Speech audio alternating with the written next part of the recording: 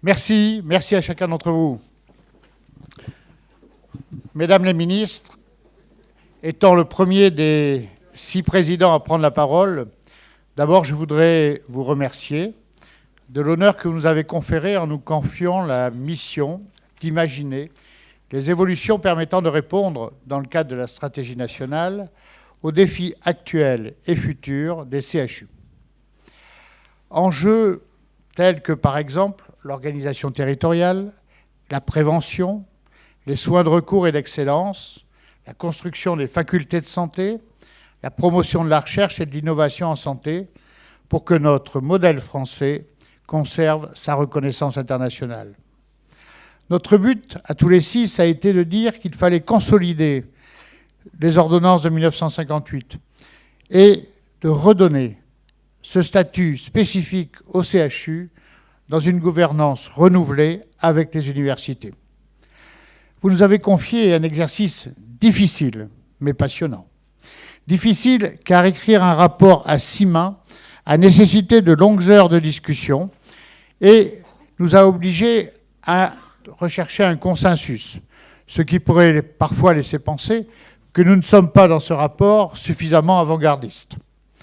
Passionnant, car le sujet, de par son étendue, réunit de très nombreux acteurs et tous les membres de nos conférences ont participé en 7 groupes thématiques: territoire, formation, recherche, innovation, valorisation, soins dans le cadre de la stratégie nationale de santé, gouvernance, ressources humaines et attractivité et financement.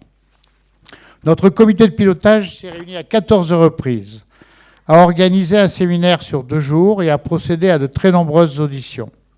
Nous avons également organisé une journée internationale comparant les fonctionnements des CHU universitaires européens, notamment Espagne, Suède, Belgique et Pays-Bas. Ce travail collaboratif a permis de dégager un ensemble de propositions autour de 5 axes pilotés par chacun des groupes thématiques.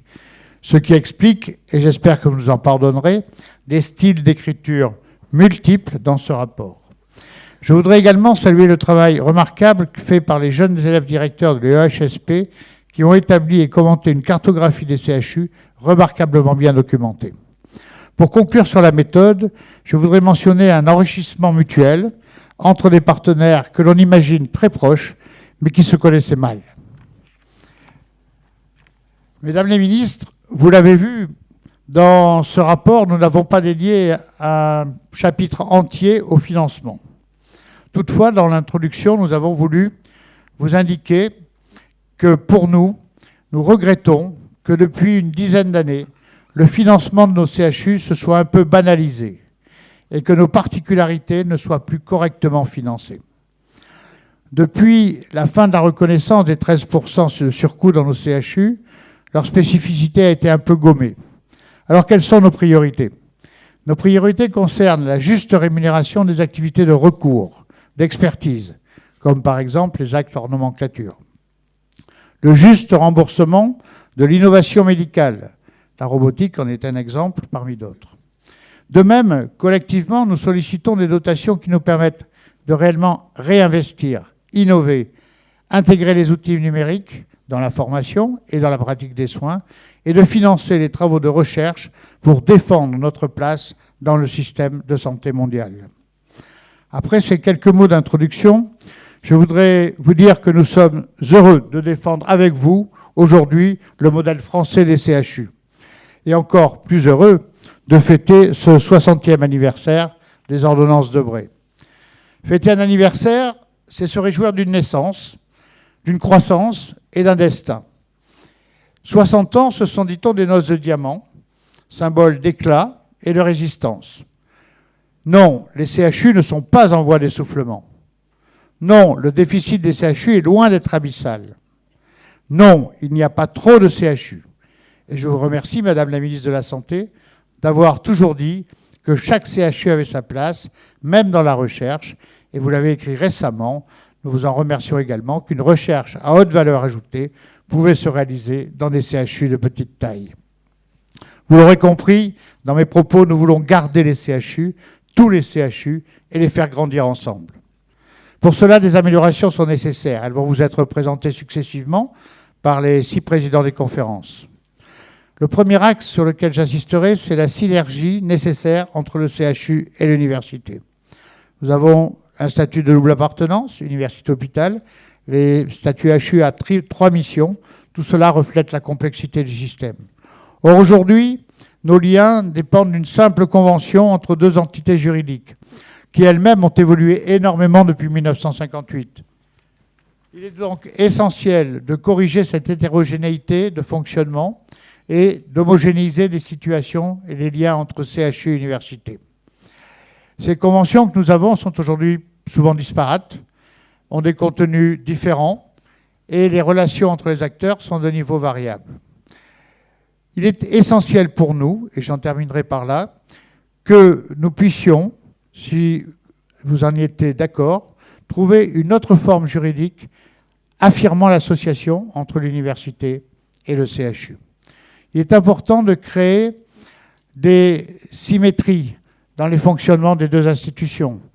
Il est important, par exemple, que le président du conseil d'administration de l'université puisse siéger au conseil de surveillance de l'hôpital et réciproquement que le directeur général puisse siéger dans le conseil d'administration de l'université. Il est important d'avoir des visions symétriques. Aujourd'hui, comment comprendre que nous ayons un contrat quinquennal à l'université et un contrat quadriennal dans les CEPOM des CHU, sans pour autant que nous ayons un chapitre commun sur la stratégie de recherche. Donc, nous sommes confiants dans la volonté d'augmenter nos relations. Université-hôpital, c'est la chance de notre succès. Un outil juridique serait très certainement nécessaire. Il serait à construire avec vous. Qu'en pensez-vous ?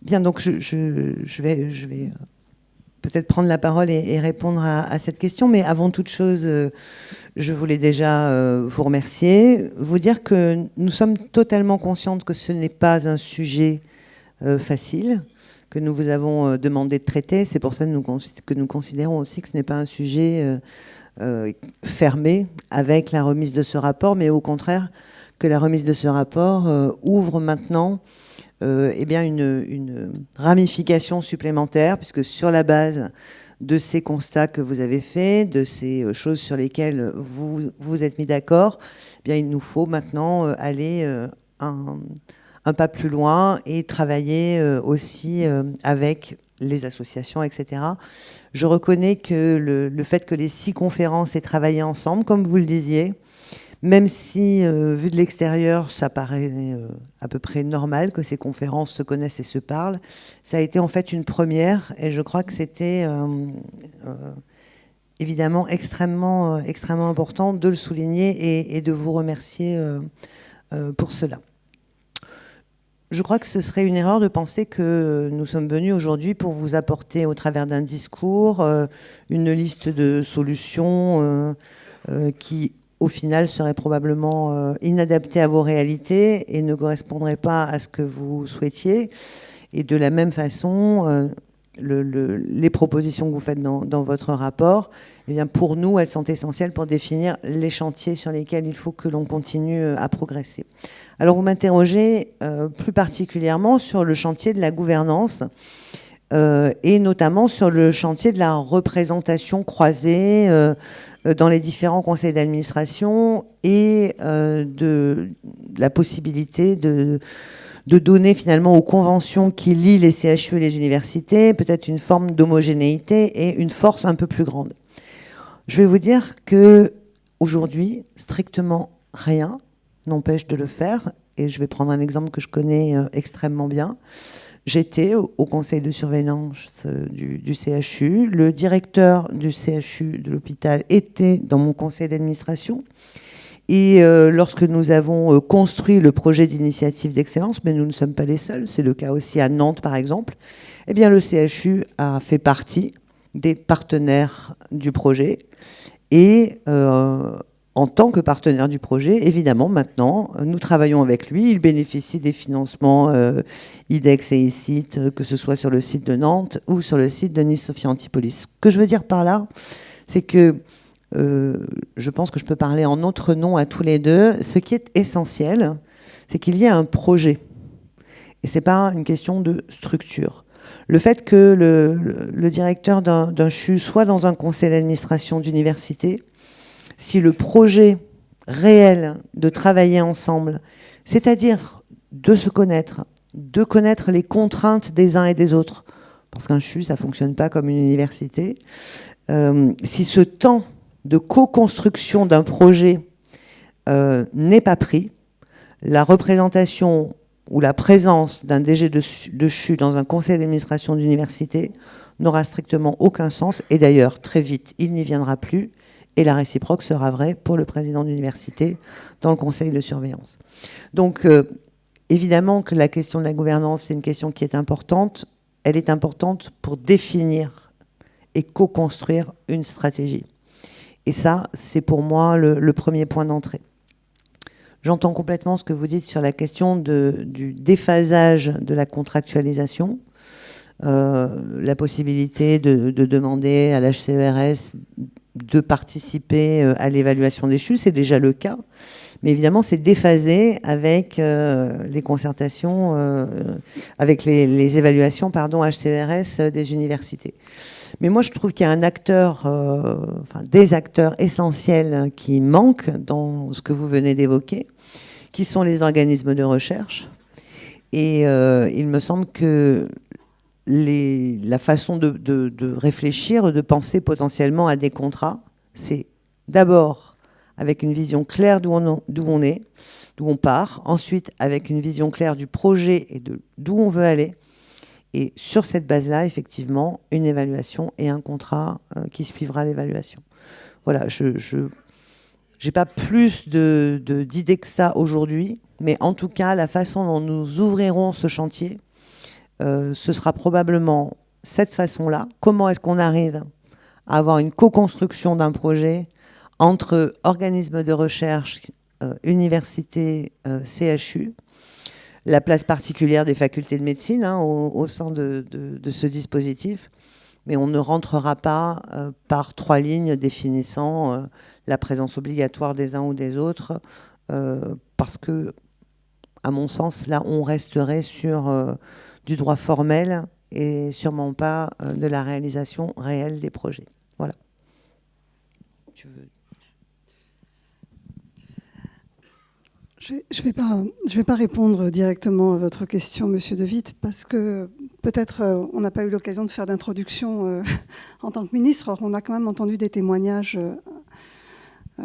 très intéressants de jeunes qui ont envie de se projeter dans cet outil extraordinaire qu'est le CHU. Et vous avez eu raison de rappeler la force des ordonnances de 58 et ce modèle français auquel on est extrêmement attaché. Avant d'aller plus loin, je voudrais profiter de cet instant d'introduction pour dire que je souhaite rendre hommage au travail de Michel Clodon, qui nous a quittés il y a peu de temps et qui est venu me remettre sa partie du rapport au ministère avant de nous quitter il y a 10 jours. Voilà, c'est très émouvant quand même de parler de ce rapport alors qu'il n'est pas là. Je voulais aussi souligner et féliciter Catherine Gindre, qui vient d'être élue à la présidence de la conférence des directeurs de CHU. Je ne sais pas si elle est dans la salle, je ne l'ai pas vue. Ah pardon, bonjour Madame Gindre, excusez-moi, je ne vous ai pas vue derrière l'écran, et donc félicitations. Et puis vous faire part d'une petite expérience quand même pour que, peut-être avant de rentrer dans le vif du sujet, qu'on échange ensemble sur ce qu'est un CHU. Expérience qui date d'il y a 48 heures. J'étais au CHU de Strasbourg pour voir les équipes qui ont pris en charge les victimes de l'attentat. On parlait devant moi, je ne sais pas si le directeur du CHU de Strasbourg est là. Pardon. Le président de CM, vous êtes là et vous étiez avec moi dans cette salle. Et on témoignait une manipulatrice radio, un brancardier, un infirmier de bloc opératoire, un urgentiste. Et en fait, on témoignait des personnes qui se sont totalement engagées collectivement pour sauver des vies humaines dans un élan et dans une détermination invraisemblable. Et donc, j'ai vu dans ce CHU le meilleur de l'humain. premièrement. Deuxièmement, toutes ces personnes avaient anticipé, avaient préparé, s'étaient formées à la médecine d'urgence, à anticiper un attentat. Et j'ai vu aussi ce qu'apporte la formation à la simulation dans cette gestion d'une crise aiguë. J'ai vu aussi des équipes qui ont parlé de leur qualité, de leur performance, de chirurgiens, d'urgentistes, et qui ont mis en œuvre tout ce que le progrès médical peut apporter pour sauver des vies humaines. J'ai vu donc dans le CHU, je pense, quelque chose d'emblématique de notre modèle français, qui va de ce qui est plus profondément humain vers le progrès médical, la formation et la recherche, parce qu'en écoutant les équipes de la CUMP, de la cellule d'urgence médico-psychologique, on a discuté de ce que pouvait apporter une structure de recherche régionale ou nationale à la prise en charge du stress post-traumatique et à quel point il était nécessaire de progresser sur les approches thérapeutiques vis-à-vis des victimes de stress post-traumatique. Bien, c'est ça un CHU. C'est comment faire côtoyer à la fois beaucoup d'humains pour les personnels qui y travaillent et pour nos concitoyens, tout en valorisant l'excellence et la recherche fondamentale ou clinique pour favoriser l'innovation, tout en formant et en anticipant par rapport aux nouveaux besoins, là en l'occurrence la gestion de crise d'attentat, mais il y en aura d'autres évidemment. Et la question que nous avons tous à nous poser aujourd'hui, et c'est la question à laquelle nous devons répondre par ce rapport et peut-être par les travaux qu'on va continuer ensemble, c'est comment faire plus d'humains, plus de recherche, plus d'innovation et plus de formation au bénéfice des nouveaux besoins. Voilà. Je ne sais pas si la réponse est simple. Elle est certainement pas simple. Je ne sais pas si on peut l'aborder en faisant fi des structures ou s'il faut se baser sur les structures, parce que c'est la question que vous posiez. En tous les cas, si on parle de structure, il faut qu'elle soit au bénéfice de ces objectifs-là. Voilà. Bien, nous allons peut-être évoquer un autre thème et voir, on en a beaucoup parlé déjà, les jeunes en ont beaucoup parlé. La recherche est un élément majeur de la vie de nos institutions. On souhaite la développer, toujours la développer. Donc, on va demander à monsieur Gilles Roussel, donc président de la présidence des présidents d'université, et puis Jean Sibilia, président de la conférence des doyens de médecine, à deux voix de vous interpeller sur ces questions. Donc, merci de nous donner la parole. Tout d'abord, je tenais à remercier nos ministres de nous avoir confié cette mission. Également remercier mes collègues présidents de conférence et l'ensemble des participants, parce que ça a été dit tout à l'heure, qui ont contribué à produire ce rapport. Et je voulais aussi avoir une pensée sur le premier d'entre eux, qui a été Michel Clodon, qui a énormément travaillé pour la production de ce rapport. Donc pour revenir à l'axe qui concerne la recherche et l'innovation, je vais commencer par un petit peu de contexte. Malgré des brillantes réussites, que ce soit sur le plan scientifique et thérapeutique, on constate actuellement un certain nombre d'écueils. Une baisse de l'attractivité de la mission recherche, même si on a vu que quelques témoignages montrent que cette mission-là est quand même très vive parmi les jeunes également. Une moindre lisibilité de la recherche biomédicale française à l'international, mais également une réduction de la recherche industrielle. Alors, au cours de nos travaux, nous avons essayé d'en déterminer les causes. Tout d'abord, nous avons considéré qu'il y avait un trop grand cloisonnement dans la définition des stratégies, mais également dans le fonctionnement opérationnel de la recherche dans les CHU, probablement dû à la multiplicité des acteurs, universités, hôpitaux, qui sont là aujourd'hui, mais également organismes de recherche, industriels et agences. Si cette diversité est compréhensible et forme une richesse, elle nécessite une gouvernance fédératrice qui permette de mettre en cohérence nos stratégies, et ça a été évoqué tout à l'heure également, dans le cadre d'une politique locale qui soit lisible et visible au niveau national, mais également au niveau international. Alors je vais revenir sur quelques constats que nous avons évoquées lors de nos travaux. Tout d'abord, les instances de coordination ne permettent pas un pilotage stratégique efficace. Les CRBSP, aujourd'hui, existent, comme vous l'avez dit, on peut les faire marcher, mais leur fonctionnement est aujourd'hui trop contrasté en fonction des sites. La programmation, l'organisation et le financement de la recherche est aussi trop fragmenté entre assurance maladie, ministère en charge de la santé, ministère en charge de l'enseignement supérieur et de la recherche, en l'occurrence, absence de vision consolidée des moyens au niveau national, cloisonnement de la recherche vis-à-vis des industriels, mais également recherche translationnelle française insuffisamment financée. Par ailleurs, les structures de valorisation ne permettent pas non plus une politique partagée, puisque chaque opérateur s'appuie souvent sur des structures propres. Enfin, l'attractivité de la recherche au CHU est trop faible en raison de la fragmentation du travail entre les soins, l'enseignement, le management et la recherche. Il y a donc un fort enjeu à redynamiser les CHU, notamment via l'intégration d'autres profils plus pluridisciplinaires et diversifiés, issus notamment de disciplines non médicales, telles que les sciences humaines et sociales ou le numérique. Ce qui peut se faire, à notre sens, au travers d'une gouvernance rénovée qui intègre mieux l'ensemble des acteurs et permette au CHU de bénéficier de la dynamique interdisciplinaire qui existe déjà dans nos universités. Face à ces constats et ces enjeux, nous avons donc formulé des propositions pour créer les conditions d'un pilotage stratégique CHU Université de la recherche en santé pour rendre le CHU et l'université moteurs et accélérateurs de la recherche biomédicale mondiale et de l'innovation. Je vais maintenant passer la parole à mon collègue Jean Sibilla qui va vous faire part de nos propositions. Merci Gilles. Je m'associe bien sûr à tous les remerciements que tu as passés, Gilles, en particulier à tous ceux qui ont contribué par centaines, puisqu'on était probablement plusieurs centaines à avoir produit ce rapport. Et comme ça a été rappelé, vous voulez le dire aussi là très solennellement, je pense que c'était la première occasion de se réunir tous et de contribuer tous ensemble dans une unité collective pour produire des propositions qu'on espère transformantes.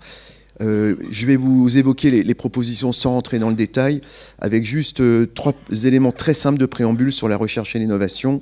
La première qui nous tient à cœur, et c'est des éléments clés pour nous, des éléments de langage, c'est que la recherche médicale, elle est une et indivisible.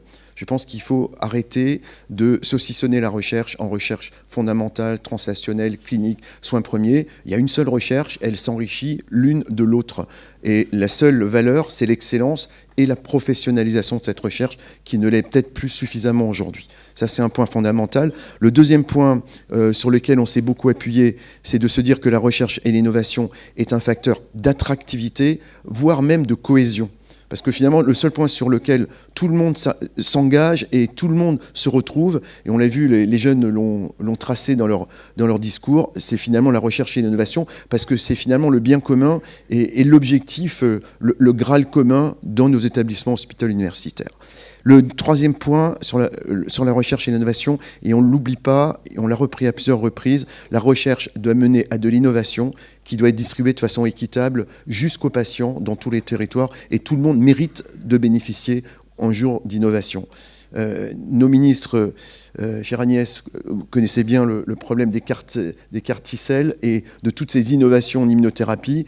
C'est un véritable problème de faire la transition entre la recherche appliquée, l'innovation et le traitement pour de nombreuses raisons qui ne sont pas que financières. Donc on tient vraiment à ce que l'esprit de 58 soit préservé, l'esprit des jeunes Turcs, comme on dit, l'esprit de solidarité, de générosité et d'équité, d'accès à tous aux soins et à l'innovation. C'est beaucoup plus compliqué qu'en 58 parce que le panel est beaucoup plus grand, mais on y tenait vraiment. Voilà les 3 points fondamentaux.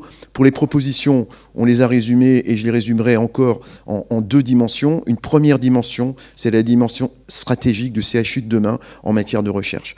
Le CHU de demain, on le voit comme une co-construction entre l'hôpital et l'université d'une stratégie de recherche médicale, mais aussi en santé. Et ce qu'apporte justement l'université, ce qu'elle ne peut peut-être pas apporter de façon aussi symbiotique qu'on le voudrait aujourd'hui, c'est le périmètre santé au-delà du périmètre médical, avec ces compétences-là, et le savoir-faire. C'est son métier, l'université, son boulot, son savoir-faire, c'est la recherche, entre autres, et la formation. Donc on veut avec cette synergie-là, construire une stratégie à ambition internationale, on se l'est dit aussi, dans ce domaine, avec tous les acteurs. On a compris aujourd'hui qu'il faut travailler avec tous les acteurs, académiques, mais aussi industriels, mais évidemment les EPST et les collectivités qui s'engagent souvent dans des stratégies territoriales très importantes. Donc 2 priorités à partir de cette vision stratégique, l'une qui est territoriale et l'une qui est plus régionale.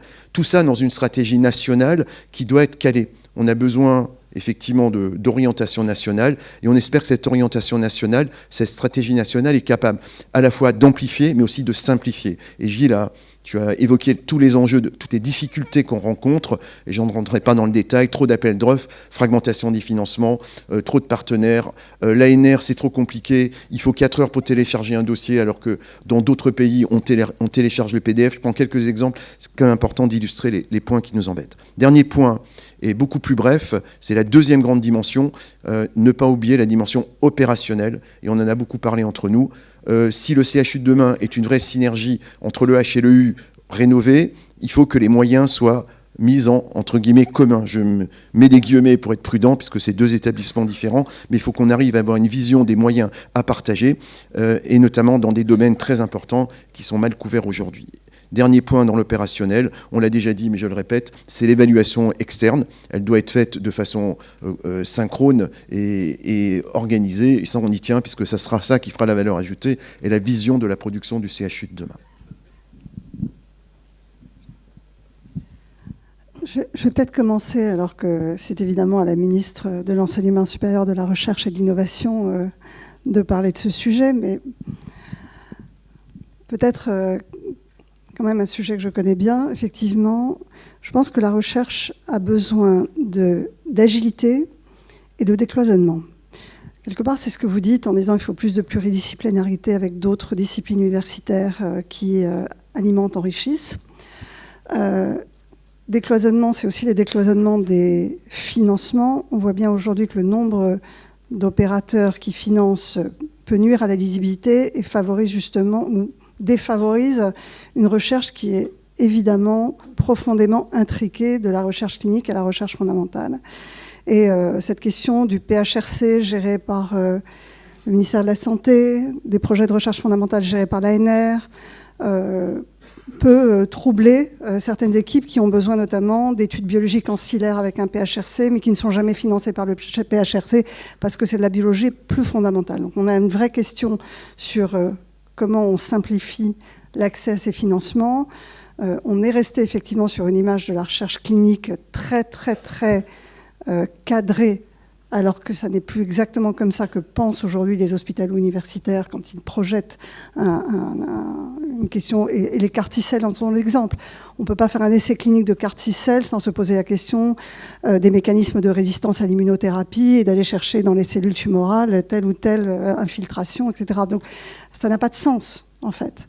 Donc il y avait eu un projet à un moment de mettre le budget du PHRC géré par l'ANR.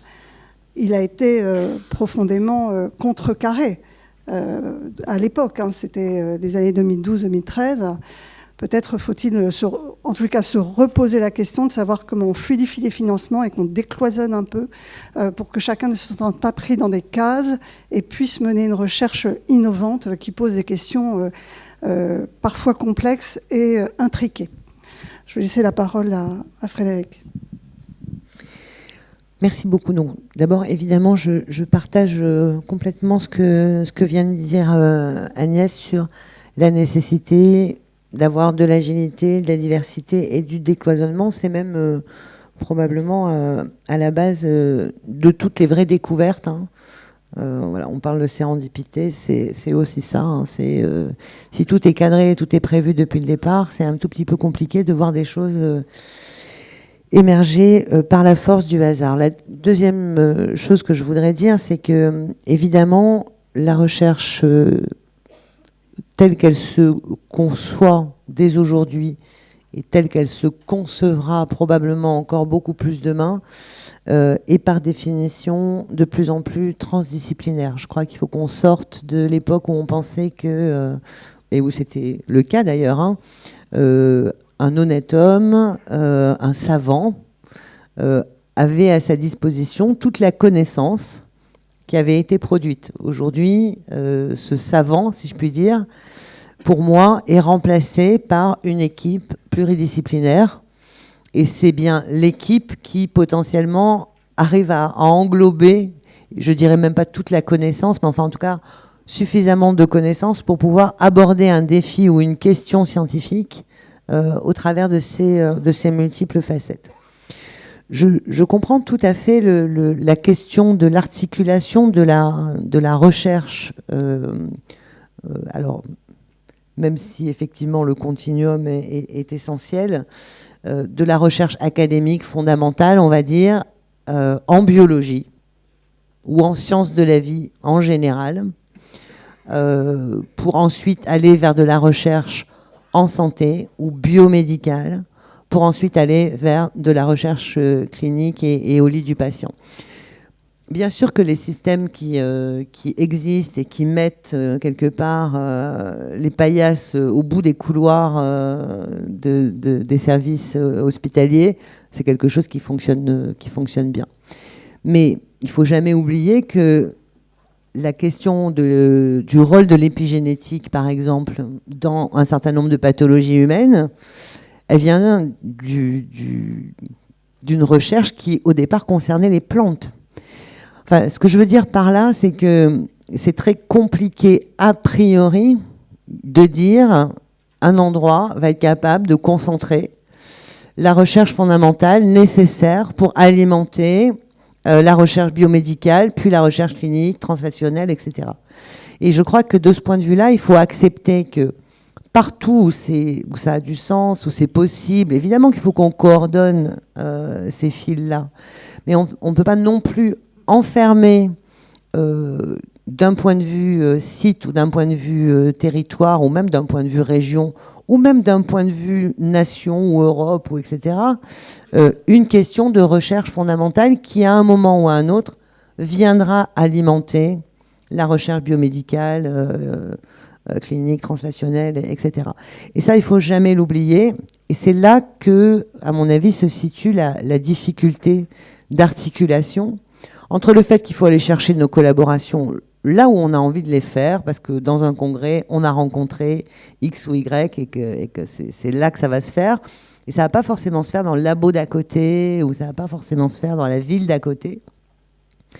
Dans le même temps, il faut être capable de savoir ce qui se fait à côté, parce que parfois, ce n'est pas la peine d'aller chercher à 3000 km des compétences. J'ai un souvenir très précis, des compétences en biostat qui sont en fait à 2,50 m, mais on va les chercher à 2500 km parce qu'on ne sait pas ce qui se fait à 2,50 m. Et comme c'est ce qu'on disait tout à l'heure, hein, les 6 conférences, ça aurait paru naturel qu'elles se connaissent toutes et qu'elles se parlent. Voilà.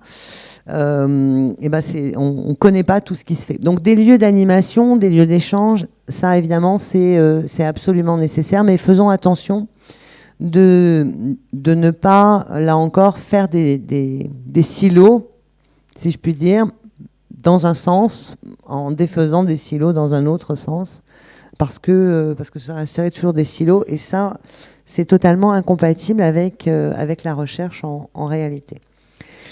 La question de l'innovation, je crois que c'est effectivement quelque chose qui rassemble et qui est un facteur de cohésion. D'abord, je voudrais qu'on soit très clair. Quand on pense innovation, on pense forcément à un moment... on est sur la production d'un produit, etc., qui à un moment va trouver un marché, etc. C'est la vision la plus traditionnelle quand on pense au mot innovation. Moi, je donne un sens beaucoup plus large au mot innovation. Je pense que quand on est capable d'adapter en permanence la façon dont on enseigne à l'objectif que l'on se fixe, et par exemple, on en parlera tout à l'heure, mais former des professionnels de santé habitués à travailler en équipe, ça va nécessiter de l'innovation dans la formation. L'innovation, c'est aussi ce qu'on a entendu tout à l'heure, hein, comment est-ce que l'on améliore des process ou des méthodologies, et ça, c'est aussi de l'innovation, qui peut d'ailleurs nous ramener à la question du financement, parce qu'évidemment, hein, la question du financement, c'est la question du toujours plus, mais ça pourrait aussi être la question du toujours mieux.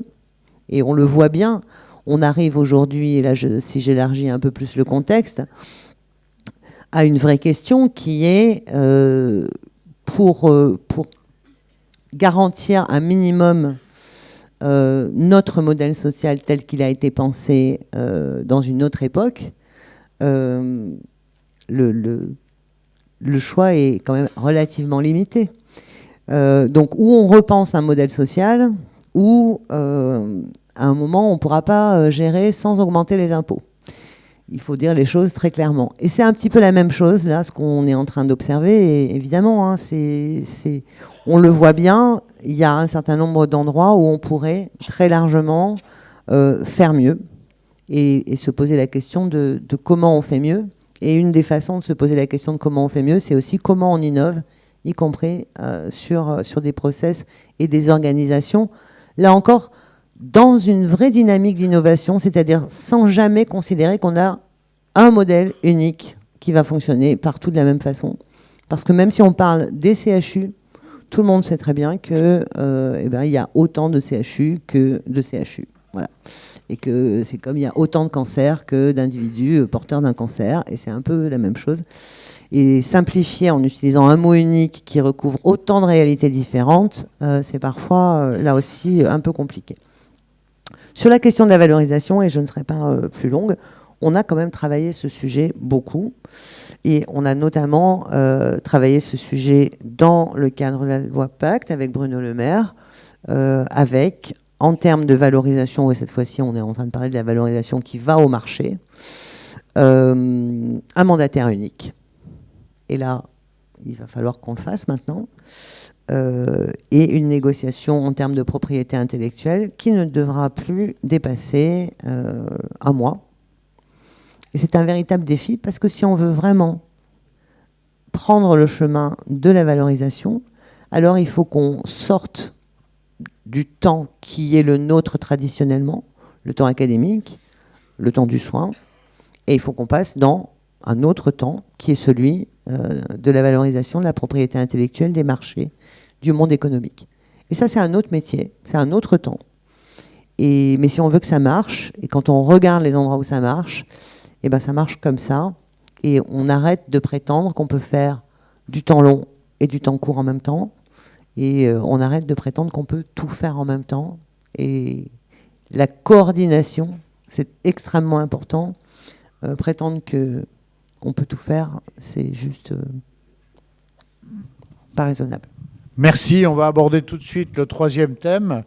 La recherche est un élément d'attractivité dans les CHU, mais nous avons beaucoup réfléchi à l'évolution des carrières et les causes d'attractivité. Comment on peut attirer aujourd'hui les gens dans nos CHU et les garder dans nos CHU. Mesdames les ministres, l'axe 3 que nous allons présenter avec Bernard Müller pourrait se synthétiser en deux points majeurs. D'une part, la longueur et les difficultés de la carrière hospitalo-universitaire, qui est très axée sur la recherche et qui mériterait d'être valorisée sur d'autres aspects qui sont tout aussi importants. Et surtout aussi un suivi de l'évolution des carrières qui est relativement peu fait dans l'ensemble. Et puis, pas la non-reconnaissance, mais le manque de reconnaissance et le manque de lisibilité de cette carrière, des statuts hétérogènes, des quadruples missions, vous l'avez évoqué tout à l'heure, le soin, la recherche, l'enseignement, le managing, sont très difficiles à mener en même temps tout au long d'une carrière. Et pour le coup, dans ce domaine, peu ou pas de formation, et également peu d'harmonisation des temps médicaux. Deuxièmement, l'attractivité de la carrière hospitalo-universitaire est marquée par le manque de création de postes, par les conditions de travail et de rémunération qui sont peu attractives par rapport au libéral, et puis aussi le domaine de contraintes que représente cette carrière, notamment des contraintes hiérarchiques qui sont aujourd'hui assez mal vécues par les plus jeunes qui se lancent dans la carrière.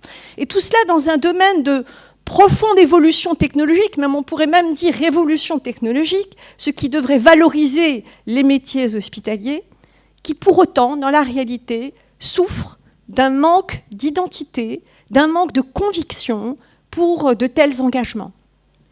Et pourtant, tous, nous sommes extrêmement attachés à notre double appartenance, universitaire et hospitalière.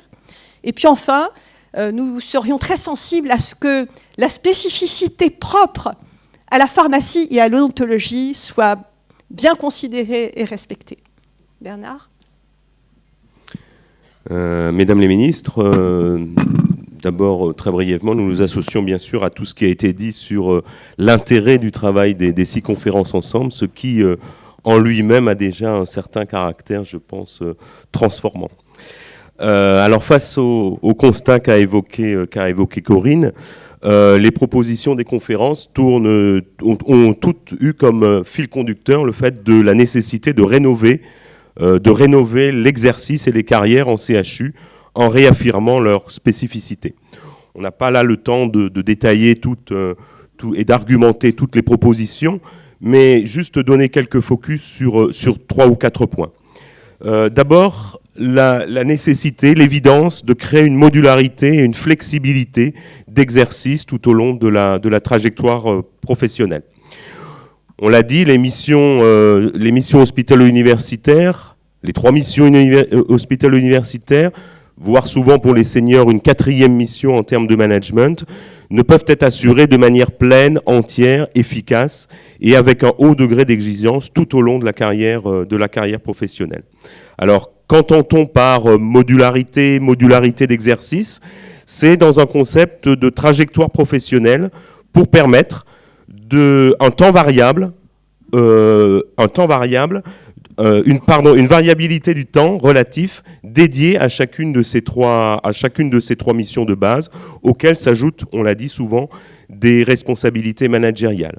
Alors comment cela pourrait être réalisé ? Par exemple, dans le cadre d'une planification pluriannuelle, dans le cadre d'un projet validé, contractualisé avec le CHU et en lien avec les universités, et nécessairement un projet qui devra être suivi et évalué.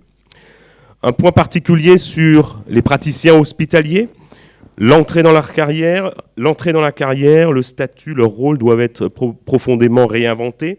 On a évoqué la suppression du concours, un statut unique, et puis la possibilité d'exercer au cours de leur carrière des activités d'enseignement et de recherche, voire des activités d'encadrement et de management. Leur engagement universitaire en enseignement et ou en recherche devront également faire, à notre avis, l'objet d'une contractualisation dans le cadre d'une planification pluriannuelle avec l'université pour ce qui a trait donc aux activités d'enseignement et de recherche. Incidemment et inversement, ça a été évoqué un peu tout à l'heure, si les PH aspirent à exercer des activités universitaires en enseignement et en recherche, je pense qu'il y a aussi une réelle valeur ajoutée à ce que des profils universitaires plus diversifiés, avec des compétences fondamentales, puissent aussi irriguer le CHU et être à l'origine de nouveaux métiers. Le dernier point qu'on voulait souligner, c'est la qualité du management. La qualité du management par la formation, par le processus de recrutement et l'évaluation, parce que nous sommes persuadés, et c'est une évidence, que la qualité du management est indispensable pour améliorer la qualité de vie au travail. Les responsabilités de management doivent être confiées à des professionnels de santé motivés, bien sûr, volontaires, porteurs d'un projet d'établissement, mais obligatoirement associés, à notre avis, avec un projet managérial. Ils doivent être sélectionnés sur des critères qui prennent en compte cette capacité managériale, et ces fonctions managériales doivent être systématiquement associées à une formation approfondie. Et puis, ces fonctions managériales devront être, elles aussi, dans la même logique, systématiquement évaluées et faire l'objet d'une valorisation associée à cette évaluation. Pour conclure, je dirais que sur ces fonctions managériales, tout manager hospitalier, quel qu'il soit, doit être porteur d'une triple responsabilité, populationnelle, bien sûr, gestionnaire, mais aussi humaine vis-à-vis de l'ensemble des équipes hospitalo-universitaires. On fait la formation et on... faire un commentaire. Oui, alors peut-être compléter par quelques mots sur la formation. Oui. Pardon, Jean. On avait prévu d'avoir rassemblé deux thèmes en un et de parler de la formation, qui est un point évidemment fondamental pour le CHU de demain, avec là aussi trois points d'entrée qu'on a partagés. La médecine de demain, ça n'a échappé à personne, elle ne sera pas 4P mais 6P. Vous connaissez les 4 premiers P qu'on doit à Antoine Magnan qui est dans la salle. Et dans ces 4 premiers P, il y a le P de prévention auquel on tient tous particulièrement. Et dans le champ du CHU de demain, je pense que c'est un champ majeur. Mais je voulais simplement en introduction parler des 2 autres P qui s'appliquent à la formation, le 5e et le 6e. Le 5e, c'est le pluriprofessionnalisme, parce qu'il va falloir apprendre à travailler ensemble. Et c'est une innovation, vous l'avez dit, Madame Vidal, et c'est vrai qu'on n'y est pas encore, et que le CHU est le lieu où on peut se rassembler par excellence. Donc ça aussi, c'est très important. Et il est le lieu de rassemblement par excellence parce qu'il est universitaire, et que l'université amène ses compétences au-delà du champ direct des métiers médicaux. Le dernier P, et c'est très important pour nous, c'est le P de pertinence, parce que dans la formation, on a peut-être oublié injustement le fait que tout acte médical et toute décision et toute attitude doit être pertinente, et je pense que c'est un point important dans le cadre de la formation pour répondre à cette médecine 6P. Deuxième élément dans cette formation de demain, je pense que cette formation, elle ne pourra pas tenir compte des nouveaux outils. Et là, il y a une véritable révolution, explosion du numérique, et j'y viendrai dans les 4 propositions que j'évoquerai très succinctement. Et le troisième point auquel on travaille depuis des années déjà maintenant, avec beaucoup de conviction, c'est améliorer la qualité de la vie au travail de nos étudiants. On le sait, qui est difficile, c'est une évolution des choses. Aujourd'hui, c'est vécu, la vie au travail des études sont vécues douloureusement, difficilement, et tout le travail qu'on a mis en œuvre, gigantesque, sur la transformation des études médicales du 1er au 3e cycle, ont la même logique, la même colonne vertébrale, c'est de donner aussi cette qualité de vie au travail et redonner du goût à exercer, à préparer son métier de soignant. Ça nous amène, en fait, ces 3 points clés nous amènent à 4 propositions. J'ai fait très simple, c'est des propositions, c'est beaucoup plus détaillé dans le rapport, mais c'est peut-être des points clés qu'on peut évoquer ensemble aujourd'hui. Le premier point qui me semblait important, c'est justement dans cette nouvelle construction de la formation des métiers de la santé, faire émerger les nouveaux métiers de demain et les nouveaux exercices professionnalisants. C'est vrai qu'on va avoir besoin d'abord de débouchés professionnalisants et de nouveaux métiers. Il faut les identifier ensemble au sein de l'hôpital. Le deuxième point, très rapidement, c'est valoriser les outils numériques, et il faut former à et par le numérique. On en a parlé, la simulation, c'est fondamental. On a un vrai problème de pérennisation. L'IA, évidemment, et tous les autres objets connectés, ainsi que les plateformes comme l'UNES, qui est une magnifique plateforme, je pense qu'il faut renforcer. Troisième point, c'est ne pas oublier la formation précoce à la recherche, à l'innovation et au managériat d'entreprise. Je pense que c'est un point important qu'on avait un peu négligé. Et le dernier point, qui est un point d'actualité, c'est faire du CHU de demain l'emblème de la formation à la française, à l'international. Il y a une vraie demande internationale de la formation à la française, et il faut la proposer diplômante. Il ne suffit pas de proposer des accueils, etc. Donc on a un vrai travail, je pense, sur ce sujet qui a fait couler beaucoup d'encre ces dernières semaines. Donc il y a du boulot sur ce sujet-là, mais l'international, c'est un enjeu majeur pour la formation des CHU. Merci beaucoup. Merci. Là encore, comme pour tous les autres chapitres du rapport, vous nous avez fait des propositions extrêmement pertinentes et sur lesquelles on va pouvoir ouvrir vraiment des chantiers de concertation. Alors, je vais peut-être commencer par la question des statuts et des missions des hospitalo-universitaires et voire des PH dans un CHU qui n'ont pas tout à fait le même rôle que des PH dans des centres hospitaliers généraux. Souvent, ils participent beaucoup plus à la recherche, souvent, ils participent à l'enseignement, ce qui n'est pas toujours le cas ailleurs. Donc, nous sommes persuadés qu'il faut tenir compte de la variété des profils et adapter un peu la façon dont on évalue ces professionnels en fonction des missions qu'on va leur donner prioritaires à un moment donné de leur vie. Parce qu'en réalité, on ne fait pas les 3 ou 4 missions de façon équivalente à tous les moments de sa carrière hospitalo-universitaire. Et donc ça, il faut vraiment le prendre en compte. Il faut accepter qu'aujourd'hui, et notamment vu l'exigence que demande une recherche de qualité ou une formation de qualité, on est plus un penchant vers la pédagogie ou plus un penchant vers la recherche, voire fondamentale, qui est extrêmement prenante en termes de temps. Donc nous devons tenir compte de cette variation dans le temps et de la variation des profils. Nous devons peut-être aussi nous interroger, et c'est là où peut-être il nous manque un acteur fondamental, sur la façon dont sont évalués aussi les hospitalo-universitaires par les CNU. Il nous manque les CNU, parce qu'ils valorisent aujourd'hui quand même essentiellement les publications scientifiques, très peu de valorisation sur les missions transversales. Quand un PUPH s'engage à une certification d'un établissement, par exemple, quand un PUPH s'engage à de l'expertise dans des agences sanitaires, ça n'est pas valorisé. Et quelque part, on valorisera mieux une publication ou de nombreuses publications faites avec l'industrie pharmaceutique qui vont permettre d'accélérer les publications que des publications de recherche très fondamentales qui vont mettre 2 ou 3 ans pour aboutir ou voir des missions absolument nécessaires d'expertise auprès de la NSM ou de la HAS qui ne sont pas du tout valorisées. Donc on a vraiment un travail à faire de co-construction de l'évaluation de la carrière des professionnels par les CNU. Ça, je crois que ce travail-là, il doit s'enclencher. Et en plus, nous avons des différences importantes d'évaluation entre les filières, entre les disciplines médicales. Là aussi, il faut penser aussi à harmoniser un peu ce qui est demandé aux uns et aux autres.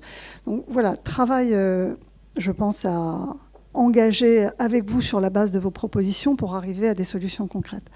Sur l'information, je ne peux que être d'accord, évidemment, avec monsieur le doyen Jean Sibilla.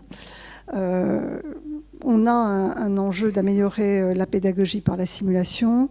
On a un enjeu de valoriser ce que la formation française, avec notamment cette spécificité qui est le fait qu'en France, on a une formation à la fois théorique et pratique concomitante. On doit la valoriser à l'international, c'est indispensable, on doit en faire un outil de valorisation, mais ça, là-dessus, je laisse évidemment Frédéric Vidal en parler.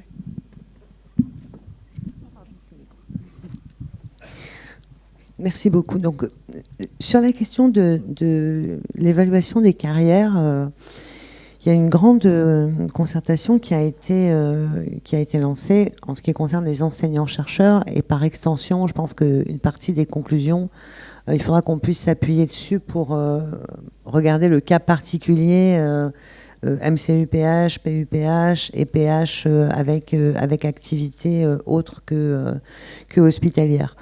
Le constat qui a été fait a été le même. Hein, l'évaluation des enseignants-chercheurs essentiellement fondée sur la question de la recherche et des publications. Très peu de valorisation dans les carrières de l'investissement pédagogique, de l'investissement de management, de l'investissement administratif, alors qu'on a des missions d'expertise, enfin exactement le même sujet qui se pose pour l'ensemble des enseignants-chercheurs. Ce que je voudrais dire et ce que j'entends de ce que vous dites, c'est que si vous êtes sur une logique qui consisterait à dire à certains moments de sa vie, on a certaines activités qui sont plus mises en avant que d'autres, et donc c'est sur ce type d'activité-là qu'il faut peut-être qu'on soit plus évalué à cette période-là de la carrière. C'est quelque chose qui est extrêmement intéressant. Si on arrive à faire ça, j'en serais absolument ravie. Je vais juste vous prendre un tout petit exemple. Hein. Ça fait 10 ans que les présidents d'université ont la capacité de moduler les services et d'avoir des missions particulières données aux enseignants-chercheurs. Et ça fait 10 ans que surtout, on n'a rien changé. Hein, je peux le dire comme ça, voilà. Donc c'est extrêmement intéressant, et je pense qu'on pourra se servir peut-être de la concertation menée pour l'ensemble des enseignants-chercheurs pour regarder s'il y a des choses qui peuvent s'appliquer aux hospitalo-U. Et puis, si les hospitalo-U sont partants pour ce type d'évaluation par période en fonction de missions qui leur ont été plus particulièrement confiées, il faudra essayer de s'en servir. Et là, ça tombe bien parce que le côté U, si je puis dire, c'est tout mon ministère. Donc voilà, ça va être intéressant. Donc ce point-là, évidemment, nécessite que là encore, on croise les choses qui se font. de manière globale dans les universités et sur les HU. Sur la question des formations, évidemment, tout ce que vous avez dit, je ne peux qu'y adhérer. Je voudrais simplement dire que de ce point de vue-là, la balle est quand même essentiellement dans votre camp. Et c'est pour ça que je disais tout à l'heure que lorsque il va falloir penser innovation, il va falloir aussi penser innovation pédagogique. Parce que, oui, les nouveaux métiers, oui, la pluridisciplinarité, oui, la possibilité d'avoir des parcours qui soient plus diversifiés. Nous, j'allais dire que côté réglementaire et institutionnel, etc., il y a un certain nombre de choses qui ont été faites. Je pense aux formations de spécialisation en soins infirmiers. Voilà, c'est possible et c'est ouvert. Je pense à la question justement de carrière hospitalo-U pour des professions qui jusqu'à présent n'y avaient pas accès, des professions de santé, c'est ouvert. La réforme des ECN et du deuxième cycle, la PACES et le numerus clausus, et s'il y a des dispositions législatives, on les prendra. Voilà, je crois que le côté réglementaire et ce qui dépend des ministères a été très ouvert. Si vous avez besoin d'autres choses, n'hésitez pas, hein, on est vraiment tout à fait dans cette dynamique pour vous aider à répondre à ce vrai défi que sont les formations, initiales et continues d'ailleurs, parce que j'entends la question de la formation au management, qui est aussi un vrai sujet. Mais la balle maintenant est du côté des formateurs, et les formateurs, c'est vous. Nous allons aborder le dernier grand thème qui concerne le CHU et les territoires. Mesdames les ministres, merci d'être venus échanger avec nous ce matin.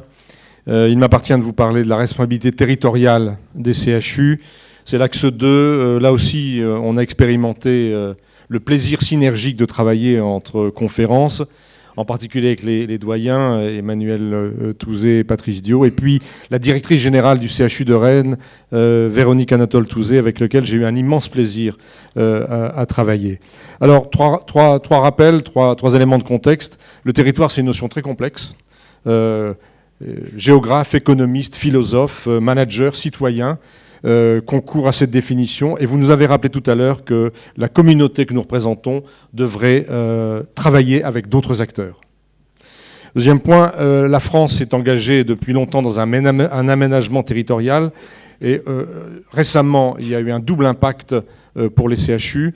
L'introduction des grandes régions, c'est un élément important de contexte, et puis les 135 GHT qui ont été créés depuis 2017. Mais il existe aussi d'autres facteurs qui poussent à la définition des territoires. On sent une métropolisation qui monte en puissance en France. Il y a la notion des pôles de compétitivité, et puis bien sûr, pour l'université, un certain nombre de paramètres et d'outils viennent structurer la segmentation française, en particulier, par exemple, pour nous, le PIA. Les CHU investissent de plus en plus dans leur responsabilité territoriale sous 3 angles. La responsabilité missionnelle, le rapport Hubert-Martineau, soins, enseignement, recherche et démographie. Nous sommes très prudents sur la responsabilité démographique. Elle est délicate à manier. Et aujourd'hui, on peut dire que nous ne sommes pas certains d'avoir les outils pour assurer cette mission. C'est important de nous en donner un. La responsabilité organisationnelle, j'ai acheté, bien sûr, nos subdivisions traditionnelles de formation, et puis l'irrigation territoriale de la recherche par les réseaux régionaux, ça, nous savons faire. La responsabilité nouvelle pour les CHU, c'est une responsabilité populationnelle qui leur permettrait de piloter mieux la proximité dans la relation avec la ville, c'est très important, le CHU hors les murs, et puis bien sûr la politique de prévention. Une vraie responsabilité de santé publique qui désormais doit faire partie du panorama et de la responsabilité des CHU. Alors, j'ai sélectionné 2 propositions parmi les 4 pour aller vite. Tout d'abord, vous avez vu que nous proposons une nouvelle échelle de gradation des parcours de soins. Je dis bien des parcours de soins et non pas des établissements. En particulier, nous souhaitons une redéfinition de la notion de recours. Cette notion de recours actuellement est beaucoup plus compliquée qu'elle ne l'était il y a 20 ans. Elle est mal identifiée. Elle est mal identifiée dans la gradation des établissements. Elle est mal identifiée, je dirais, dans, par exemple, l'échelle d'écoute. Et je pense que la TIH peut mieux faire.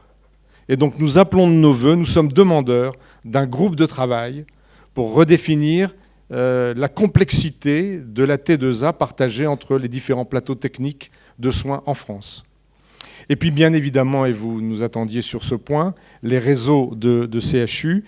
Alors nous proposons qu'il n'y ait pas de modèle unique, on s'en est expliqué. Les CHU doivent profiter de leur diversité, diversité qui pourrait permettre d'osciller selon les endroits de la France entre des réseaux en modèle centralisé, qu'on appelle intégrés, ou des modèles coordonnés plus asymétriques que le rapport de la Cour des comptes a appelé le modèle fédéral. Mais ces réseaux ne sont pas des simples agglomérations de CHU de circonstances. Ils doivent utiliser un modèle minimum de définition, la masse critique dans les 3 aspects enseignement, formation, recherche et soins, un socle minimum, une sorte de cahier des charges, en particulier pour l'organisation du recours, la révision HU en commun, la stratégie de recherche et probablement les éléments de rénovation permanente organisationnelle. Et puis peut-être que ces réseaux de CHU doivent, à terme, penser aux autres acteurs de terrain, en particulier, la question reste posée, des centres anticancéreux.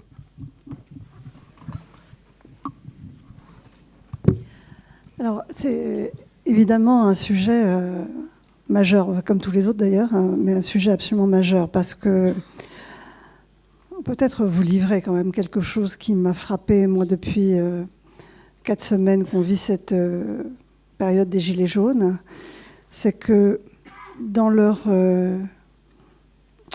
vision des services publics qui ont disparu des territoires, le premier qui est cité aujourd'hui est celui de la santé.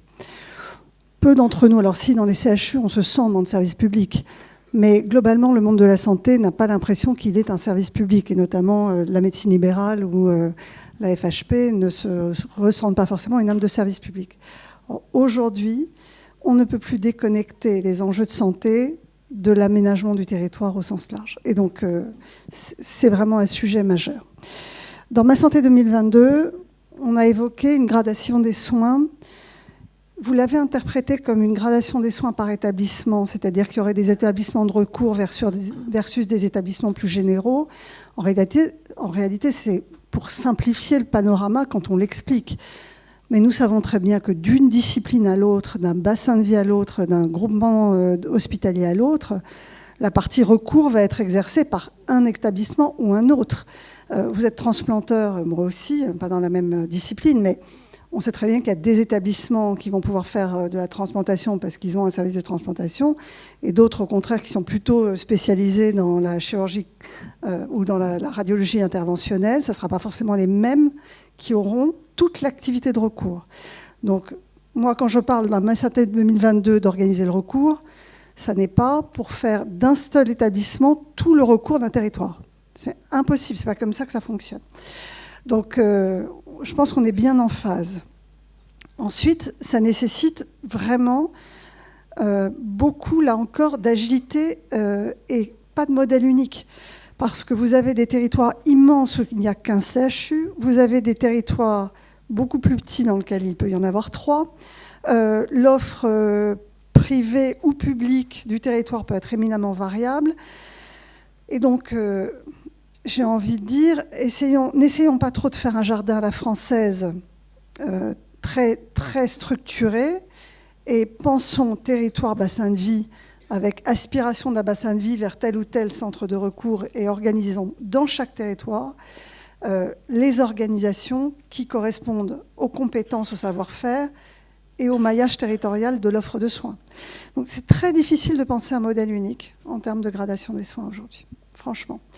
Après, la responsabilité territoriale, je pense qu'elle existe pour les CHU. Je pense que Mais là encore, il est évident que cette responsabilité territoriale, elle ne va pas être la même pour l'Île-de-France, Martin Hirsch est là, et pour un territoire, un CHU qui est dans une zone de désertification médicale. Donc là encore, nous allons devoir penser avec la complexité de nos territoires.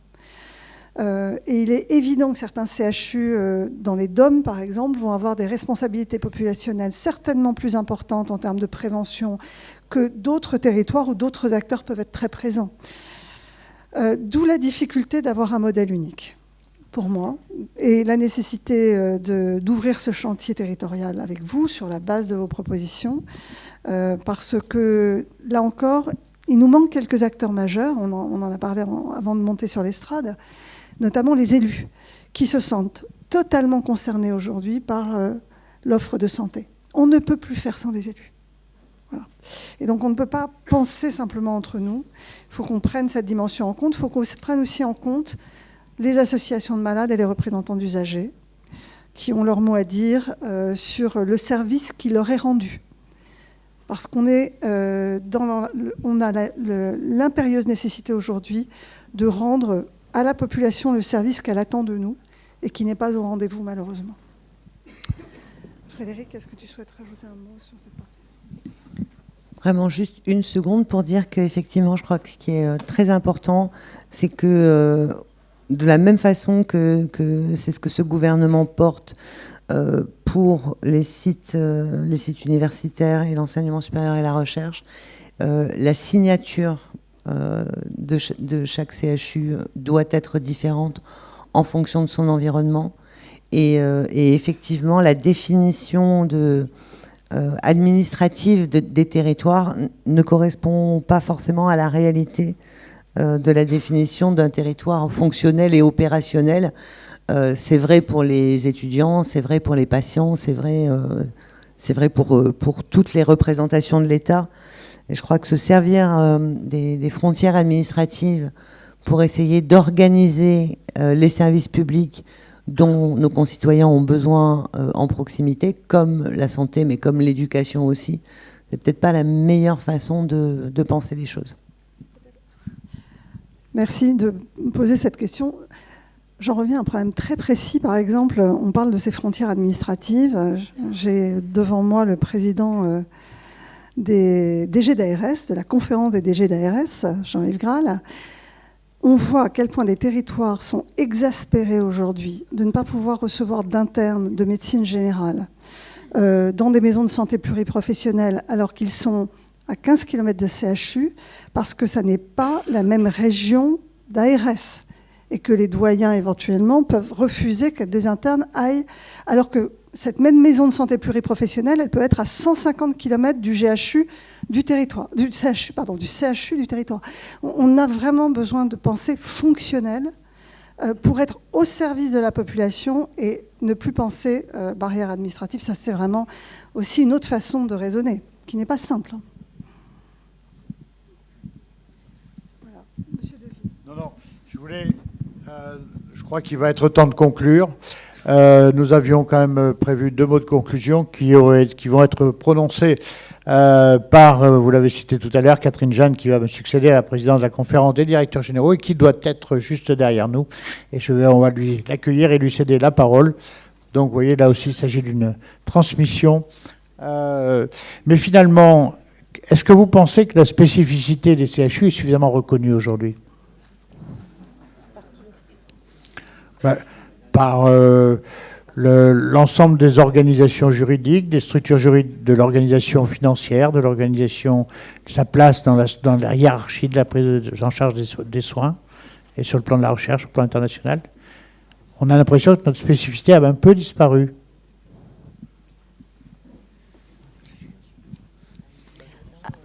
Écoutez, je suis un peu troublée de la question. En fait, vous l'avez dit dans votre introduction, en citant les financements. Par le prisme des financements, vous avez considéré que la spécificité des CHU se diluait un peu puisque les financements sont un peu élargis à d'autres acteurs. C'est ça que j'ai compris. Penser aujourd'hui que la spécificité des CHU n'est pas reconnue par les ministres que nous sommes ou par les citoyens, je pense que ce serait une erreur. il y a une valeur ajoutée évidente au CHU, qui est quand même le lieu fondamental de là où se produit la connaissance, là où se fait la formation initiale des soignants, qui est, enfin, pour moi, tellement évidente que je suis un peu troublée de la question. La question qui peut se poser, c'est comment on valorise mieux cette spécificité. Mais de dire, est-ce qu'elle a disparu? Non. Enfin, non. Je crois que le modèle français du CHU est totalement d'actualité. Il a une très forte valeur ajoutée. La seule question qui doit se poser, c'est comment on augmente encore sa valeur ajoutée. Et voilà. Mais je n'ai pas d'inquiétude pour l'avenir des CHU français. De votre conclusion. Merci beaucoup, mesdames les ministres. Simplement, c'est toujours très difficile d'être dans ce rôle-là. Nous venons de parcourir avec vous, finalement, la synthèse des propositions que nous avons travaillées en commun cette année.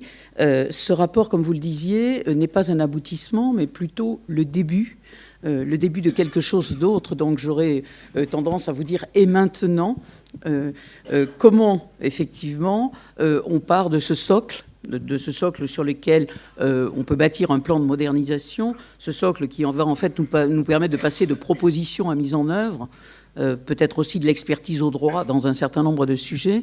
Donc, comment vous envisagez de donner suite à ces propositions? Nous avions par ailleurs imaginé également qu'il pouvait y avoir, je dirais, l'instauration d'une conférence nationale stratégique annuelle placée sous votre coprésidence. Pensez-vous retenir cette idée? Et je ne voudrais pas terminer, avant de vous rendre la parole, sans vous dire que le plan de Ma Santé 2022 rappelle le rôle essentiel des CHU, justement pour rebondir sur ce qui vient d'être dit, dans l'organisation et la qualité du système de santé. Vous nous avez confié une responsabilité collective à nos 6 conférences pour jeter les bases de propositions. Nous avons parfaitement conscience que cette responsabilité, elle nous engagera aussi sur la mise en œuvre.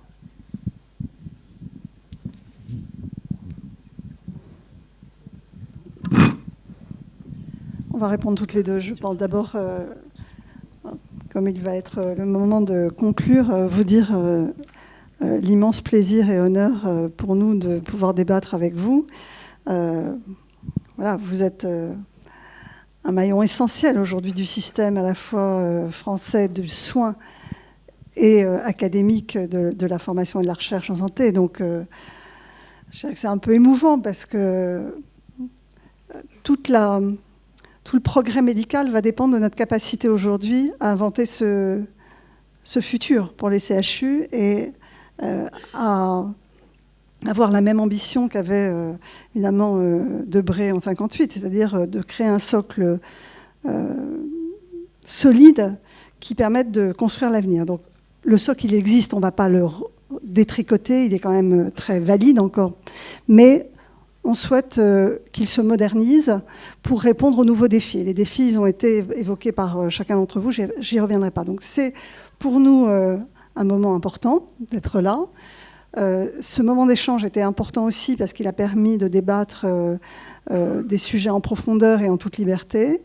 Vous nous avez fait des propositions très concrètes sur lesquelles on va pouvoir bâtir une feuille de route. On va vous proposer de travailler à partir du mois de janvier sous la forme de chantier. On va forcément y adjoindre d'autres acteurs parce que vous étiez très pertinent pour bien connaître votre écosystème et proposer évidemment ces leviers d'action. Mais je l'ai dit, on ne peut pas travailler sans les élus, on ne peut pas travailler sans les DG d'ARS, on ne peut pas travailler sans les associations de malades, et j'en oublie certainement, sans les EPST. Voilà. Et donc, on a besoin maintenant de se mettre autour de la table pour concrétiser une feuille de route sur lequel j'espère qu'on aboutira à un consensus dans quelques mois. Mais le travail que vous avez fourni est absolument remarquable. D'abord parce que c'est la première fois que vous travaillez ensemble, qu'on pense l'écosystème dans sa globalité, et c'était ça qui est évidemment très attendu. Donc merci encore à vous tous, et je vais laisser la parole à Frédérique Vidal pour conclure.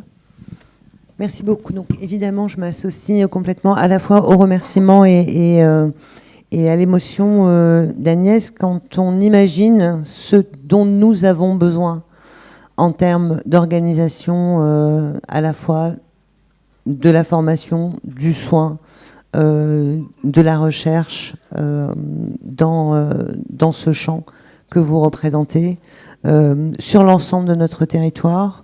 On n'a pas parlé des dom-toms, C'est aussi un endroit où, évidemment, cette organisation est essentielle. C'est une véritable fierté d'avoir un système de soins organisé, comme il est organisé dans notre pays. Et je pense que c'est notre mission collective à tous, d'être en capacité de le penser, non pas en regardant derrière nous, avec nostalgie, les 60 ans qui viennent de s'écouler, mais en le préparant pour qu'il soit robuste, pour qu'il soit agile, pour qu'il soit toujours rayonnant pour les 60 années à venir. Donc, merci à tous pour votre engagement.